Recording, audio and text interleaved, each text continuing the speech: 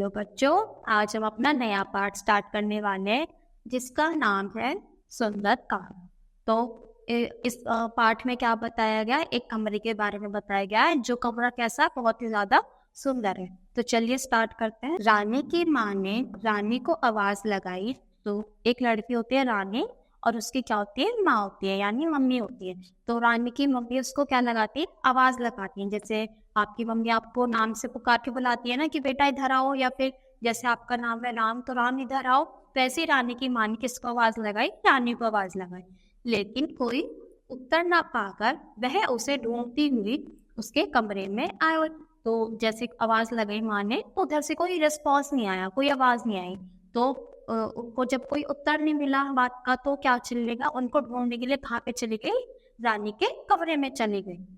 रानी बहुत ही उदास हो रही थी। तो रानी क्या थी? बहुत ही ज्यादा उदास हो रही थी, मतलब वो गुमसुम सी बैठी थी।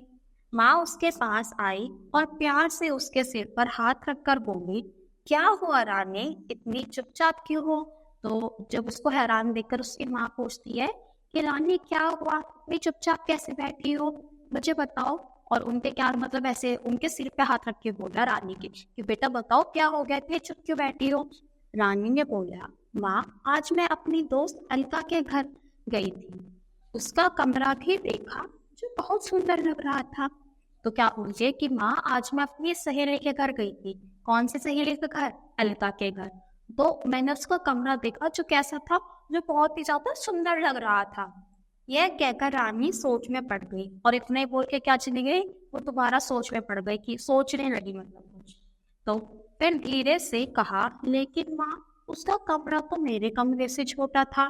तो बोलती है कि मम्मी उसका कमरा तो मेरे कमरे से भी छोटा है, पर तब भी वो इतना सुंदर कैसे लग सकता है? मेरे कमरे में 2 अलमारियां हैं और उसके कमरे में केवल एक, लेकिन फिर भी उसका कमरा मेरे कमरे से सुंदर लग रहा था।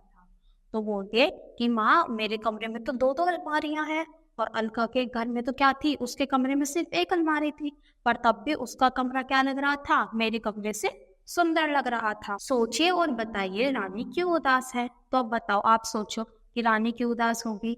तो सोच रही थी कि मतलब मेरे पास तो उससे ज्यादा सामान है, ज्यादा बड़ा कमरा है, पर तब भी इतना ज्यादा अच्छा नहीं लग रहा। तो माँ ने मुस्कुराते हुए पूछा, जरा सोचकर बताओ अलका ने खिलौने कहाँ रखे थे? तो माँ पूछती है कि चलो बेटा सोचकर बताओ, उसने अपने खिलौने मतलब जो खेलने की चीजें होती है ना, जैसे टॉयज, तो वो कहाँ रखे हुए थे? रानी ने सोचा और कहा, खिलौने तो अलमारी में रखे थे। तो रानी ने सोचा कि कहाँ पे रखे थे, फिर उसे याद आया कि वो तो कहाँ रखे थे? अलमारी में रखे थे। हमने खिलौनों से खेला और फिर उनको वापस अलमारी में सजा कर रख दिया। तो उसको याद आता है कि माँ हमने अलमारी में से निकाले थे, फिर हम उन खिलौनों से खेले और फिर हमने वापस किस में रख दिए थे? अलमारी में रख दिए थे। माँ ने रानी को अपने पास बिठाया और बोली, रानी तुम्हारा कमरा इसलिए सुंदर नहीं लग रहा है क्योंकि तुम अपने कमरे को ठीक से नहीं रखती। तो रानी की माँ बोलती है कि तुम्हारा कमरा इसलिए अच्छा नहीं लगता, इसलिए सुंदर नहीं लगता क्योंकि तुम क्या रखते हो? उसको सही से नहीं लगती। जैसे सारा सामान इधर उधर पड़ा है, तुम जो बिखरा ही है, तो इसलिए सुंदर नहीं लगता। देखो चारों ओर कागज के टुकड़े पड़े हैं, जूते चप्पल इधर उधर फेंके हैं, खिलौने और किताबें बिस्तर पर और मेज पर बिखरी पड़ी है। तो वो क्या बोलते हैं, देखना जरा अपने चारों ओर देखो, नजर घुमा के देखो, जैसे कागज के टुकड़े पड़े हैं और जूते चप्पल इधर उधर पड़े हैं, और जो खिलौने और किताब है वो भी अपनी जगह पर नहीं रखी, कैसे इधर उधर फैली पड़ी। तो रानी ने पूरे कमरे को एक बार ध्यान से देखा और बोली, माँ आप ठीक कह रही हैं। वह उठी और बिखरी हुई चीजों को उठाने लगी, लेकिन उन चीजों को कहा रखिए उसे समझ नहीं आ रहा था। तो उसने देख तो लिया चारों तरफ और उसको समझ भी आ गया कि हाँ सामान तो फैला हुआ है।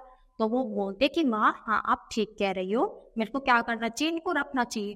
तो उसको चीजों को उठा तो लेती है पर उसको समझ नहीं आती, अब मैं इनको रखूं कहाँ? तो माँ ने हंसते हुए पूछा, क्या हुआ रानी, इन सब चीजों को मैं कहाँ रखूं? रानी बोली। तो रानी की माँ पूछती, क्या हुआ रानी, अब क्या सोचने लगी तू?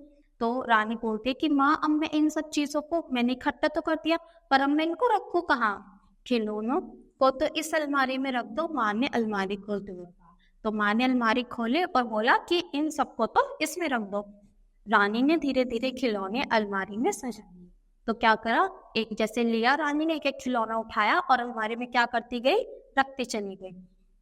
अब आई किताबों की बारी, वह भी दूसरी अलमारी में सज गई। माँ ने लाल पीले रंग की नई चादर बिछा दी और तकिए भी लगा दिए। तो क्या करा, किताबों की बारी आई। अब तो टॉयज तो उसने पहली अलमारी में लगा दिए थे, तो अब जो किताबें थी उसने वो भी किसमें रख दी, दूसरी अलमारी में रख दी। और जो थी, माँ ने क्या करा था, लाल पीली रंग की क्या बना बिछा दी, नई बेडशीट बिछा दी, यानी चादर बिछा दी। और जो तकिए थे वो भी लगा दिए अच्छे से। तब उसके टॉयज भी रखे गए, उसके बुक्स भी रखी गई, और उसका जो बेड था वो भी अच्छा हो गया। रानी की माँ की मदद से खिड़कियों के रंगीन पर्दे खोल दिए, बाहर की शुद्ध हवा कमरे में आने लगी और कमरा जगमगा गया। तो रानी की जो मम्मी थी उसकी हेल्प से उसने अपना कमरा क्या कर दिया, साफ कर दिया। और जो पर्दे वगैरह थे, रंग कलरफुल कर्टेन्स थे, वो भी क्या कर दिए, मतलब साइड से क्या करती, खोल दिए। तब जो बाहर की अच्छी अच्छी शुद्ध हवा थी वो भी क्या आ रही थी, कमरे में आ रही थी। और कमरा क्या हो गया था, जगमगा उठा, मतलब अच्छा लगने लगा। अचानक रानी ने देखा कि एक रंग बिरंगी चिड़िया खिड़की से आकर उसके हाथ पर बैठे और चहचहाने लगी। रानी को लगा कि वह कह रही है, रानी तुम्हारा कमरा बहुत सुंदर है।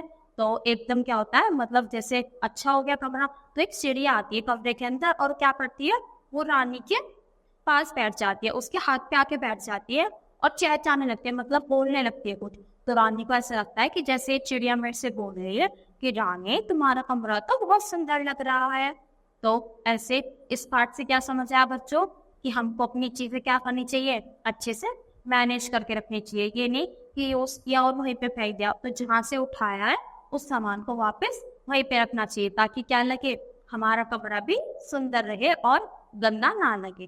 तो आई होप बच्चों आपको ये पार्ट अच्छा लगा होगा और समझ भी आया होगा। आज के लिए इतना ही, धन्यवाद।